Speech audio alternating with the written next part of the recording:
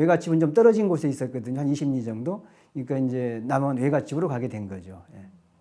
우리 이제 무슨 방학이 생겨가지고 며칠 동안 쉬어서 이제 왔다고 얘기한 거예요. 그러니까 그러냐고 하더라고요. 예.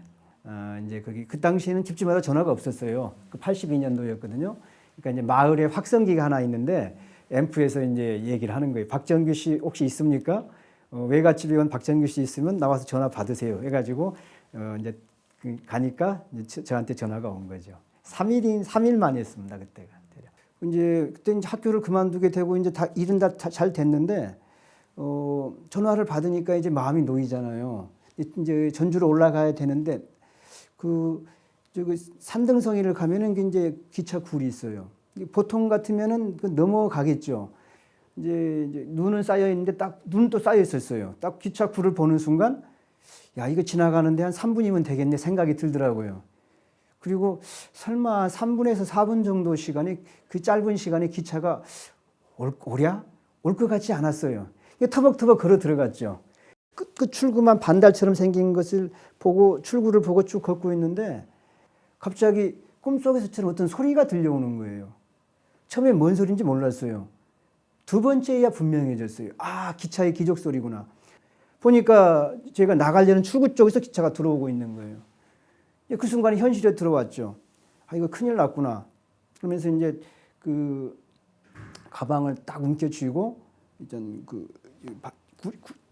기차가 앞쪽에서 오니까 뒤쪽을 몸을 틀어서 뒤로 막 뛰었어요.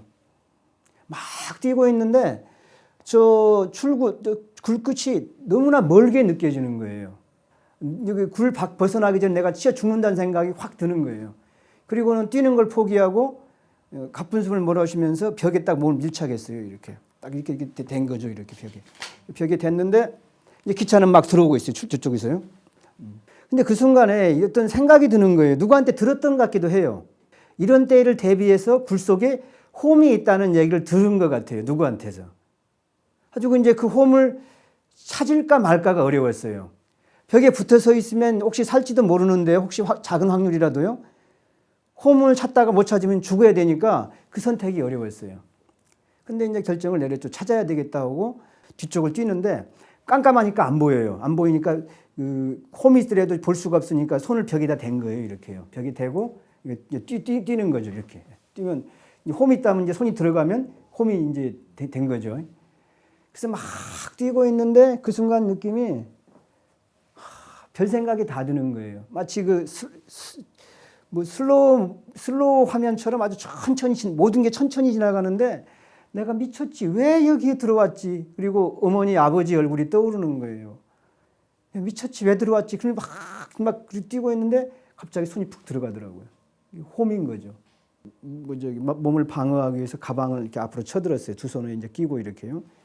잠시 후에 이제 기차가 지나가는데 엄청나게 큰 소리가 들리는 거예요. 기차의 그 덜커덩거리는 소리가 막 그 굴 속에서 울립니다. 더 큰 소리가 있었어요. 제 심장 뛰는 소리가 막 둥둥둥둥둥 이렇게 뛰고 있더라고요. 전 느낌으로 느꼈죠, 그게.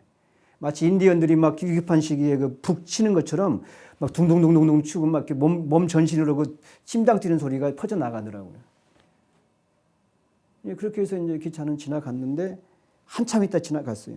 근데 거기서 못 나오겠더라고, 무서워서 다리가 풀리고 무서워서 겁이 나서 못 나오겠어요. 또 올 것만 같아가지고. 근데 거기서 이제 되뇌였죠. 나가자. 여기 있으면 안 된다. 나가야 된다. 되뇌이면서 원래 나오는 쪽으로 나왔어요.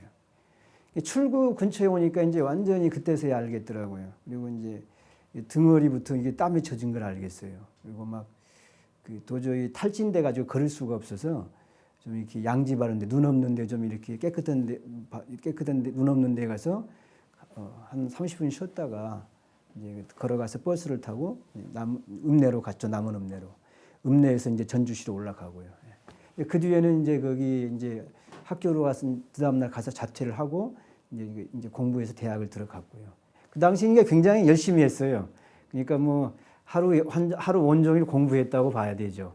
아침에 일어나서부터 잠들기 한 2시까지 열심히 했으니까 굉장히 열심히 한 거죠. 그렇게 열심히 안 했으면 대학 가기 힘들었을 것 같습니다. 예. 예, 이제 서울대학교 물리교육과를 들어갔어요. 이제 1지망 물리학과 쓰고 2지망 물리교육과 쓰고 다른 3지망도 하나 그때는 3개 쓰게 돼 있었어요. 하나 더 썼는데 그건 좀 기억이 까맣까맣해요. 예. 이제 이제 학과 이제 과를 졸업한 뒤에 선생님 그 직업을 한 25년 정도 갖게 됐죠.